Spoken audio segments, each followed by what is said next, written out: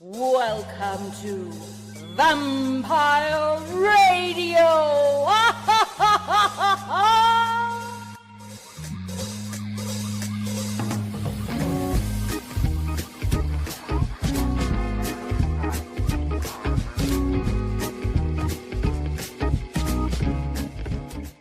Hola, hola, hola. You are listening or watching Vampire Radio. Vampire Radio!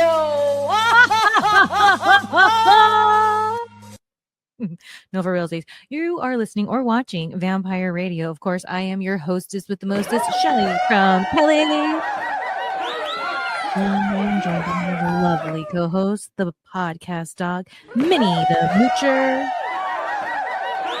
How are you guys doing? Doing good out there? Well, I just finished about a couple hours ago a live stream with my Secret Society members. Shout out to them. And that's why I have this outfit on and Minnie has hers on. For those of you that are just listening, I have on a little cute leprechaun hat, St. Patrick's Day hat, whatever.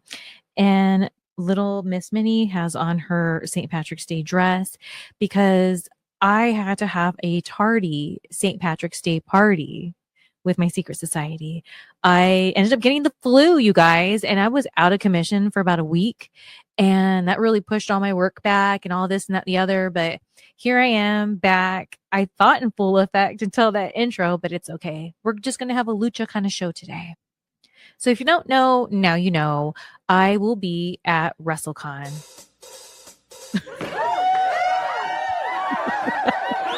Yeah, thank you. I will be at Wrestlecon. And let me tell you something. It has been quite the journey to WrestleCon. That's what my vlog should be for WrestleCon, is the journey to WrestleCon. And it really belongs. It really starts here, begins here with you guys on Vampire Radio, to be honest with you, because I'm going to get into it. So long story short as I can make it, I was supposed to go to WrestleCade, which if you're not familiar with WrestleCade, it is a huge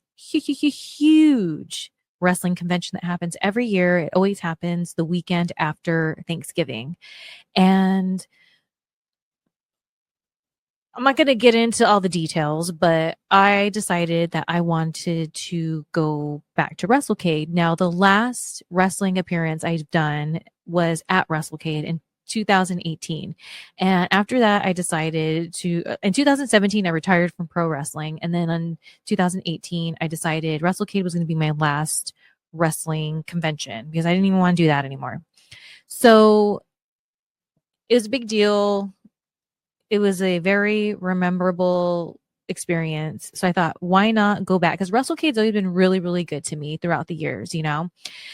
So I was going to go to WrestleCade and I was going to reunite with Kevin Thorne and do this whole thing.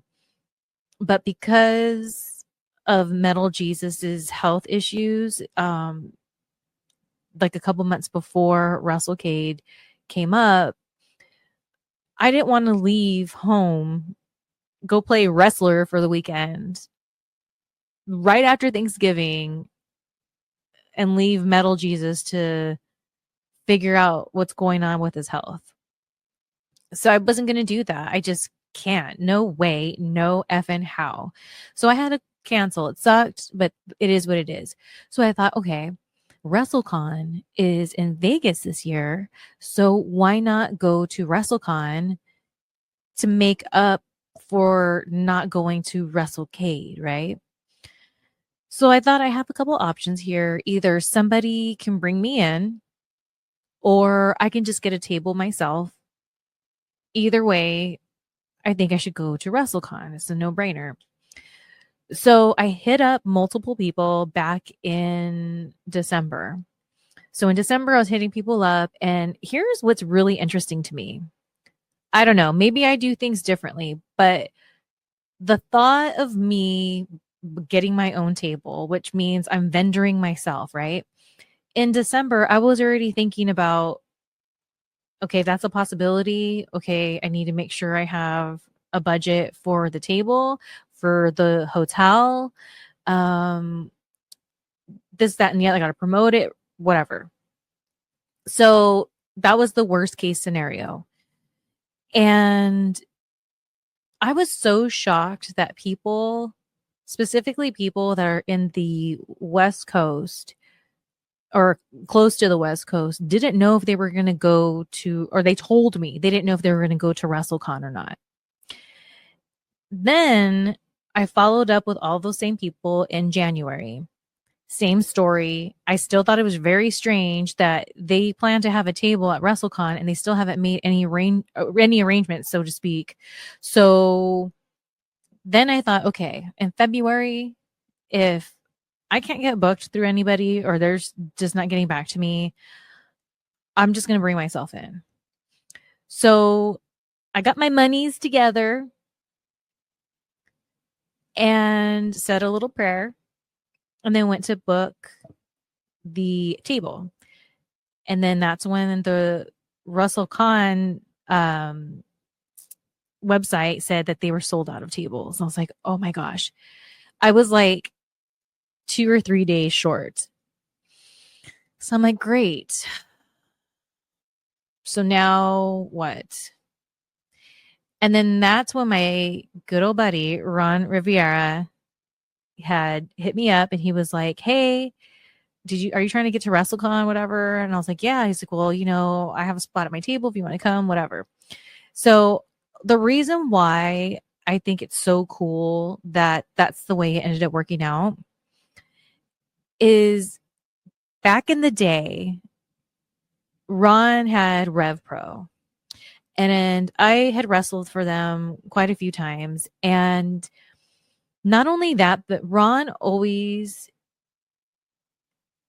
kept me in mind for different things when maybe it's not so much a wrestling show, but opportunity where they need a female wrestler, whatever. He always was thinking of me. And it wasn't just me. It was everybody. If someone fit the bill of here we are in SoCal. So there's a lot of opportunities for wrestlers, especially back in the day, to do some light stunt work or a little spot for a TV show or a special event, wrestling event,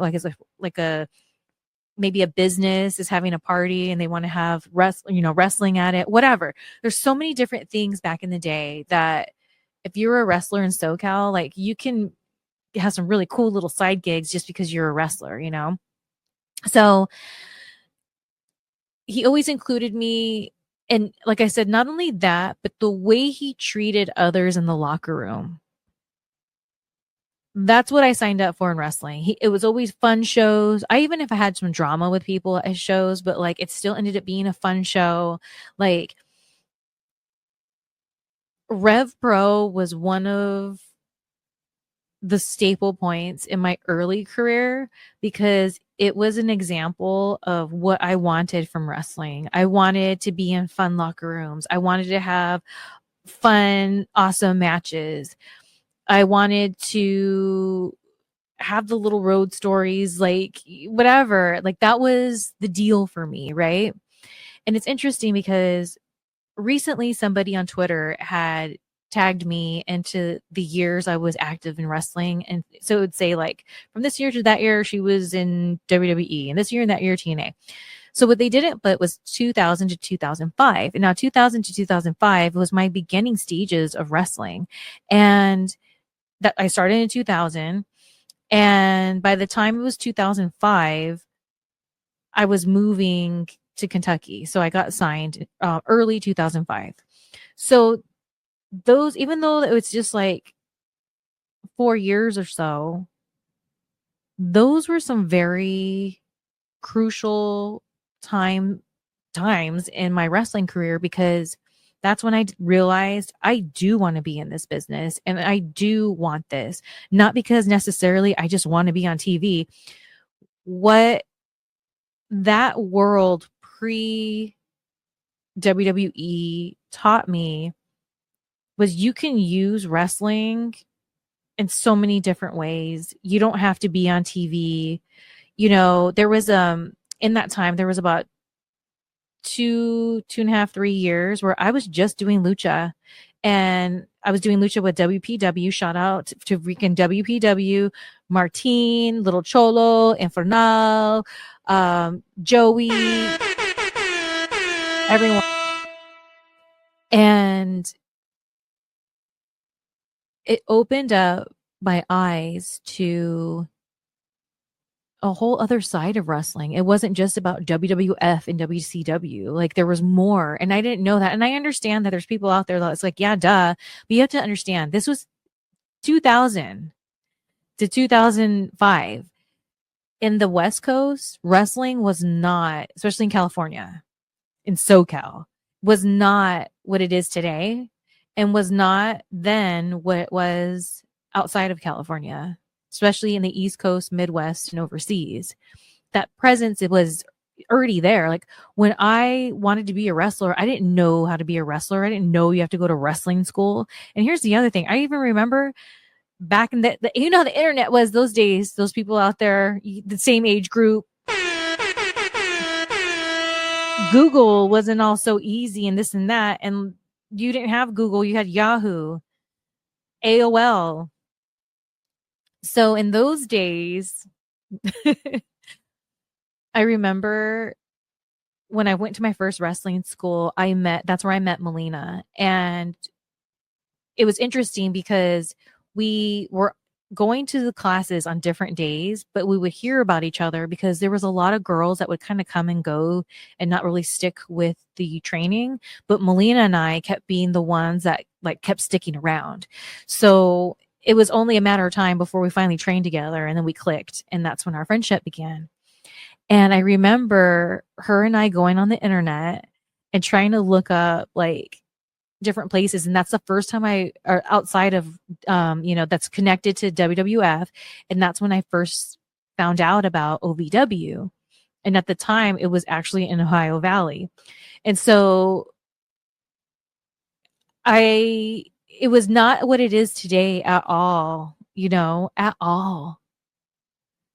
So when I say those early years really planted the seed that there's so many ways you can use wrestling to work for you in your life and who you are, And I'm so grateful for those lessons because I carried those through my whole wrestling career. That's why you always saw me tinkering around with outside things that were not necessarily wrestling, but a lot of times I got those opportunities because they needed somebody that can do this or that, or because, I had some television exposure or whatever. And I just learned early on. And I feel nowadays, this generation now, spoiled. You don't know how hard it was back in that day, You really had to put some work in. You had to hire an editor. You had to VHS tapes, have someone edit a VHS tape and then make copies of it and then mail it out. Like, are you kidding me? Now it's just like, boom, here's my YouTube, or on Instagram or on TikTok. Spoiled. You don't even know. So anyways, I'll keep you guys updated on the saga that is Wrestlecon for me. I'm going to be doing a more detailed video about it for my secret society. So if that interests you, you want some more chisme in my life, or maybe you just want to see what the hell I do for a living, go to shellymartinez.com/links and you can see my secret society links there. There's the main site and then there's the Patreon. Now here's the thing, no offense to the main site, but the Patreon is really where it's at because you have multiple levels that you can join. So whatever fits your budget. Not only that, there's a chat lounge in there that I'm in there all the time. And that's what I've been posting on the longest since I retired from wrestling and I started doing content creating full time. So since 2017, I've been on that Patreon page. So if you are like super, super nosy about what I've been up to and this, that, and the other, you should totally go sign up. If you are somebody that personally knows me, there's ways that you can get around it to where I won't see that it's you because you're checking up on me. That's fine. Go ahead. You should. I invite you to go check it out because that's where it's at, Patreon. But if you don't want to go that route, there's always Shelly's Secret Society.com. But all my official links, just for the record, are on shellymartinez.net/links. So yesterday I went to a tiki event. I haven't been to a tiki event in quite some time. So it was really nice to get back on the scene. It was at this place called the Warehouse Restaurant that's in Marina del Rey. I wasn't there for too long. I had a whole bunch of things to do, but I did manage to do a little cutesy video. I'm going to be editing it probably tomorrow and putting it up on all the things, all the social media. So wherever you're following me, you'll see it. And of course, I'll be putting it on shellymartinez.net as well. So if you just want to, that's the one stop place to shop. It'll direct you everywhere, shellymartinez.net. I swear I'm not trying to just sell you eyes on this, but I'm just letting you know, because sometimes people are like, where do I find everything? And I remember back in the day when I was doing my podcast with VOC Nation, Burt Ward was like, you have too many links. You have too many links. So just go to shellymartinez.net, people, if you want to see what the hell's up. Okay. Okay, you guys, are you ready? Let's get into some 90 Day Fiance, The Last Resort talk.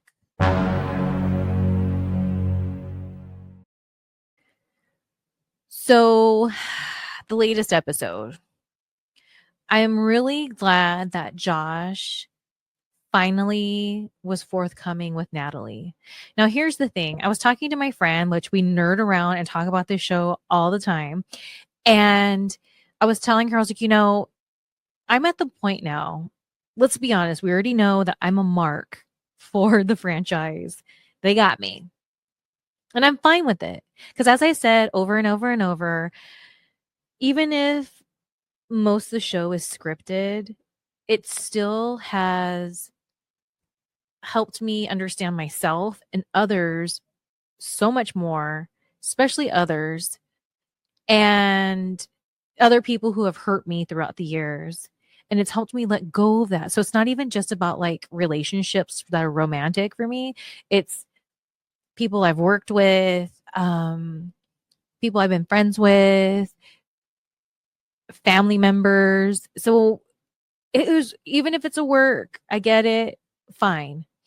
But now I'm so effing invested that I want to know what's real. I want to know, did some of these couples truly just go on the show for a paycheck? Or was it really their last resort? I need to know, and I'm pretty much obsessed at this point with it. And I know there's other things I can be doing with my time, spending it more wisely, but I just have to know. I'm still going to watch the shows, even if you tell me, look, those people weren't even together anymore, whatever. That's fine. But I want to know. I want to know. It's driving me nuts. But I'm glad that Josh finally was forthcoming with Natalie. It's interesting. It's just going to be interesting to see the tell all. Because here's the thing. I've been a part of different reality television in different ways. So I understand how to manipulate a situation. I understand where people say like, oh, this and that's fake, but there's real, like, okay, there was this one show that I did, and I went into it in the energy of, this is fake. I'll put on a good show. I know the assignment. Let's go. So I agreed to go on this show, and I was supposed to be a surprise guest for one of the guys that was competing for this girl's love.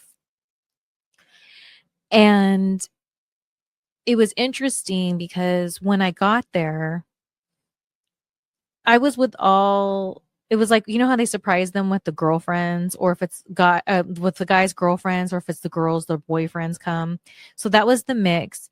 I wasn't really the ex-girlfriend of the person I went on the show for. He was my friend, but I thought it was understood that that was the case.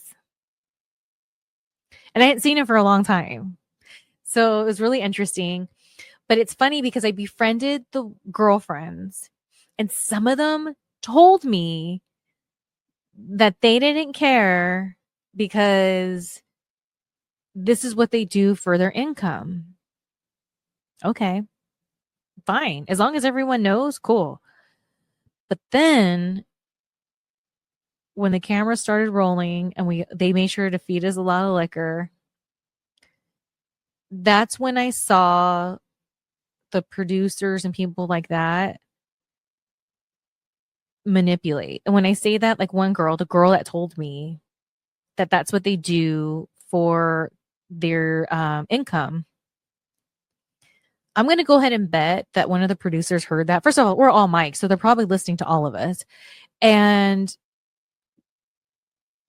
when the boyfriend, or what was it?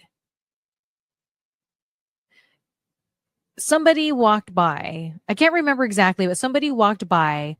And then all of a sudden, I saw the producer like kind of talk to them. And then that there was a conversation purposely that was had in front of that girlfriend that said that's what they do for their living, saying that her man was really all about this girl that he was on the show for. And she was getting worked up. We were all tipsy. She was getting worked up. And I was like, oh, and then that's for me when it started to become not fun anymore, because I was like, this is messing with people's lives. And then one girlfriend, it was not fake.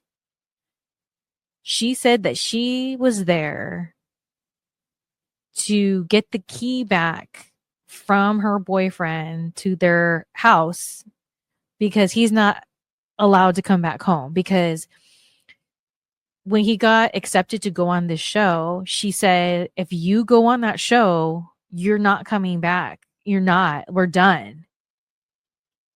And so she was there to get that key, and that was real. So being that I lived amongst the situation, and that's just one of many weird gigs I found myself in that's reality show related. So I get how going into a situation, people can think, okay, this is what we're doing, whatever. But there's some legitimacy in the emotions and the feelings there. And in this case, where this one show was obviously like, I don't know. It wasn't fake though. It was real. And here's the thing. I remember the girl was like, when the girl that they were trying to get the love, getting her love or whatever, um, she asked me, because kept asking me questions that somebody would know if you dated that person, right? So I didn't have the answers to those. And they told me that I was the friend. So if they would have told me, pretend you're the girlfriend, ex-girlfriend, I would have. But they didn't. I thought they knew I was the friend. So the girl was like, well, why are you even here? I was like, I don't know. Why don't you ask your producers why I'm here? They called me to come here. Of course, they didn't show that on the show, but so that's how I don't know where that fine line is. Like, where is that the cocktail of it? To always be on that fine line. Is it real? Is it not? They got me right where they want me, man. TLC, 90 Day Fiance, Last Resort. You guys got me good. And here's the other thing. No offense. Who am I? Who am I? I'm just a girl celebrating St. Patrick's Day a week later with my freaking little mini, hanging out with all of you. Like, who am I?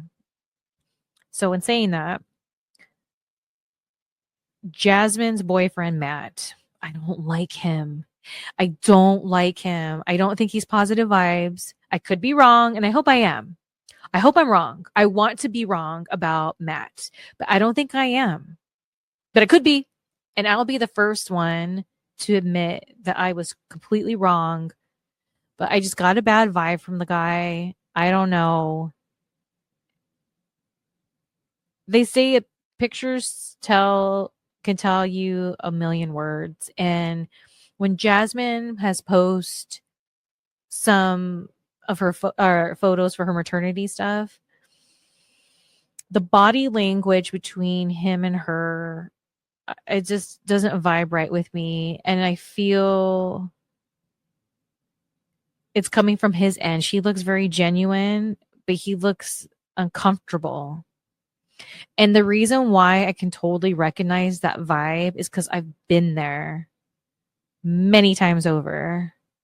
And so now that I look back and I see all of the craziness that has been my life, I get it. And so I'm not saying it to be mean. I want things to work out for Jasmine. I want things to work out for Gino. What the hell's going on over there? So here's the thing, I'm wondering, since Gino clearly has intimacy issues, I'm wondering if that's why he's open to having this arrangement with Jasmine and being in an open marriage, because if he doesn't want to work on his intimacy issues and he's set in stone in it, okay, that's his own business. He can still get what he wants out of Jasmine and out of whoever else, because now he has that pass. But he's probably not going to have sex with them. It's probably going to be all e-content kind of stuff.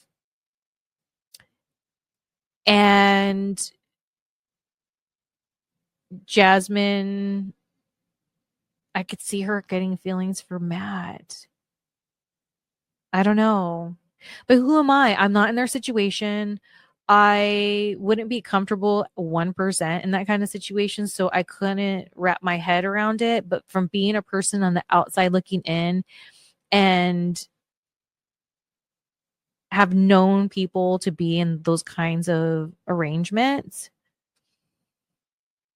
I just don't feel, because here's the thing. I want to say I feel like they are not a good match to have something like that. Someone on the Between the Sheets said it. I can't remember if it was Rob or Josh. I can't remember, but one of them. And I agreed. I was like, oh man, no, don't make me agree with this dude.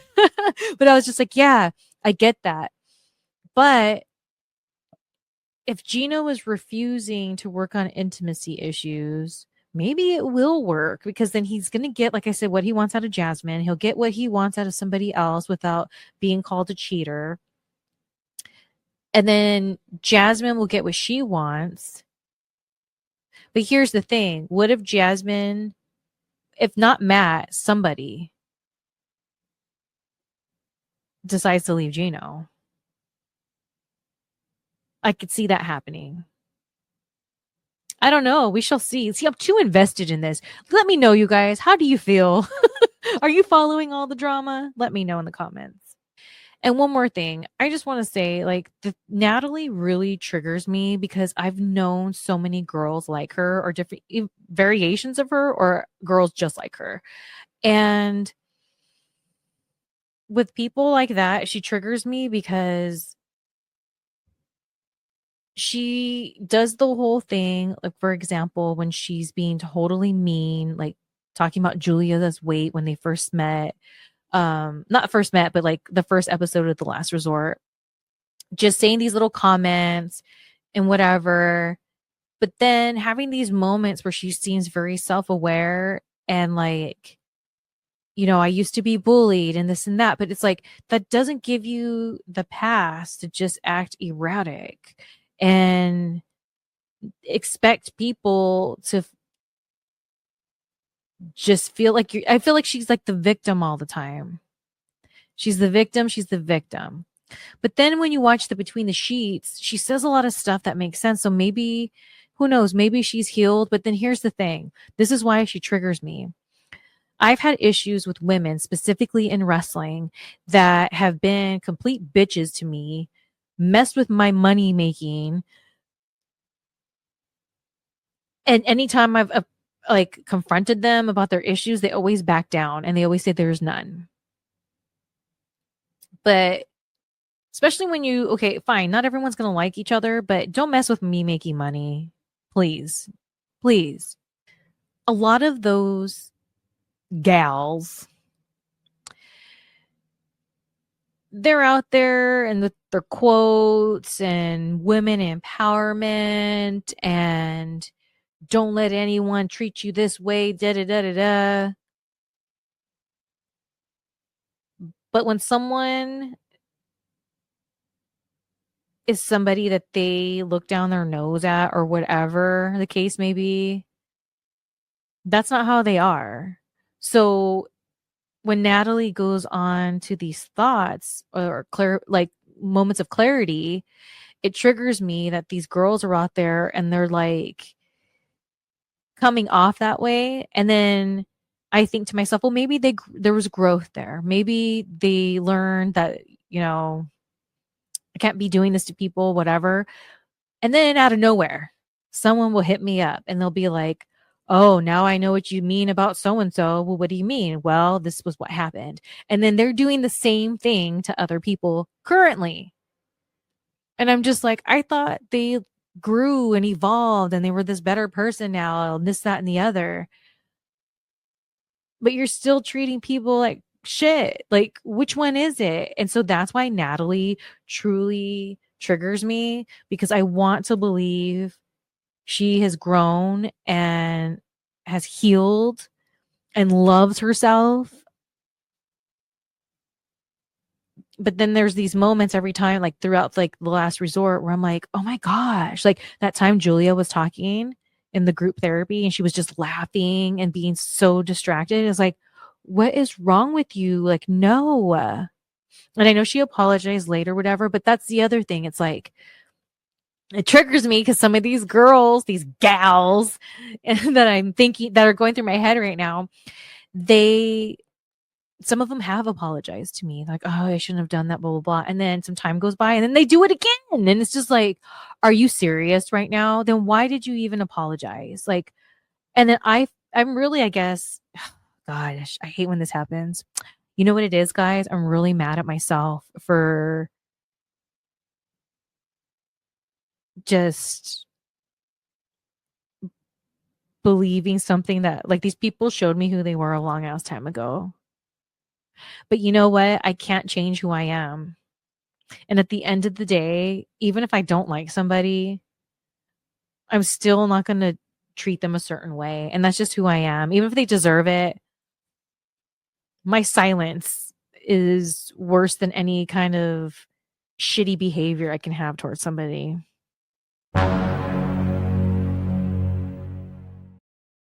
So, anyways, went on a whole vampire radio therapy there.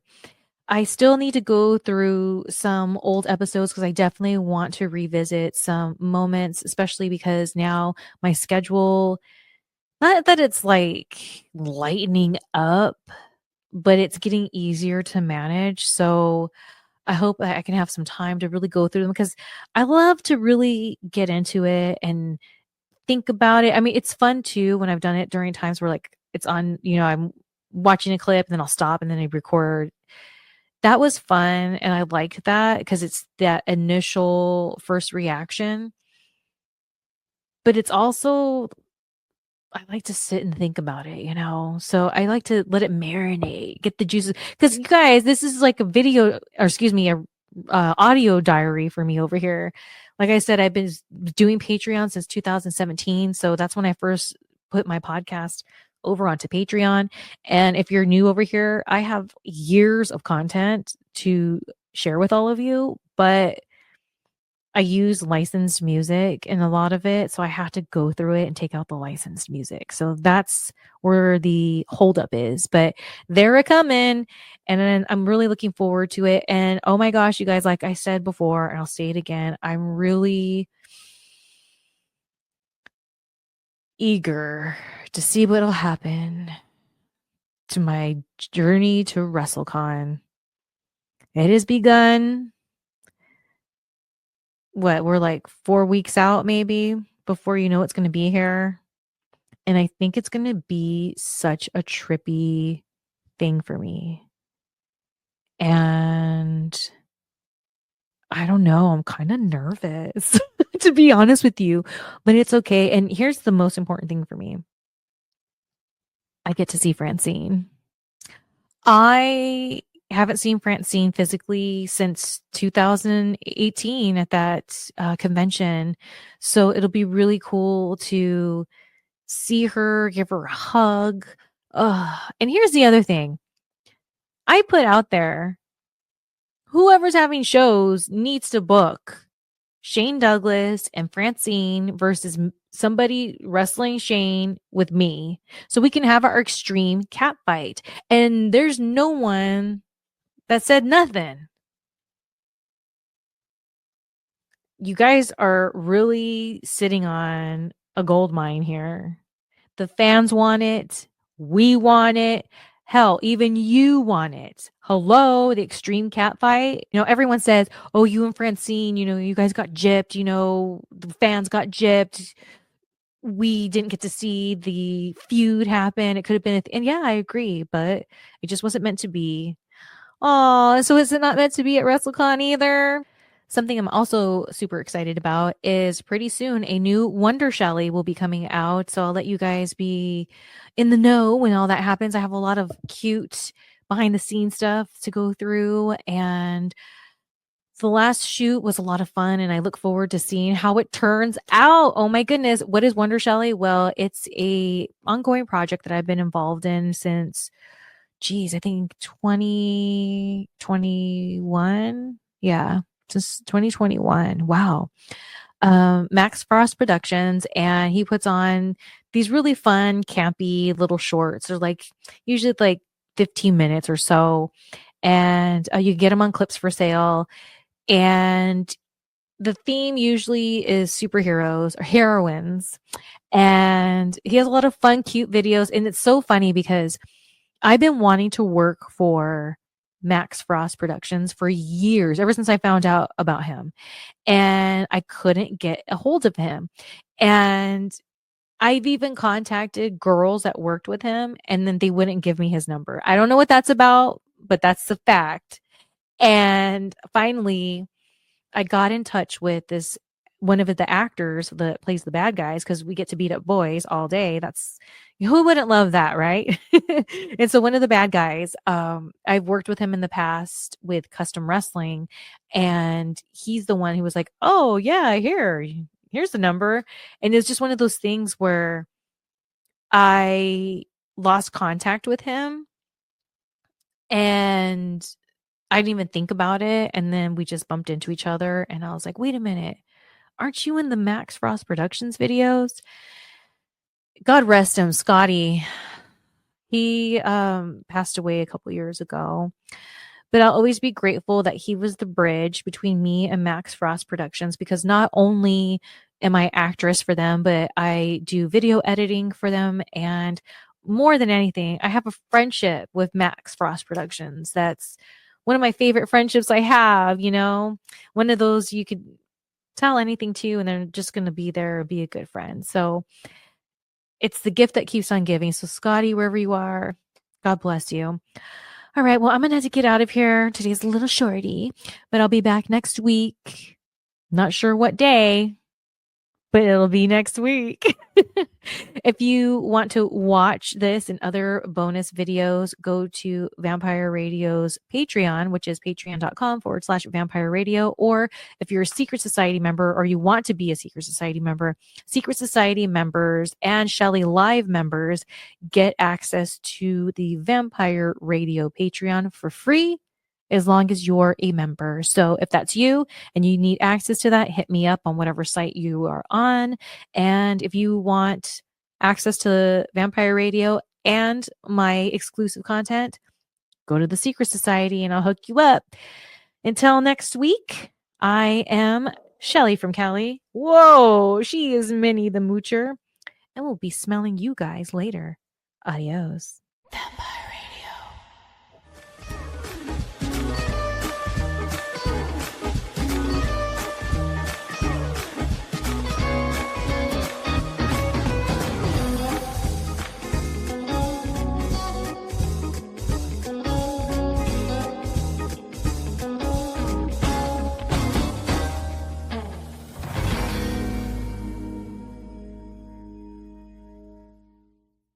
Hurry back.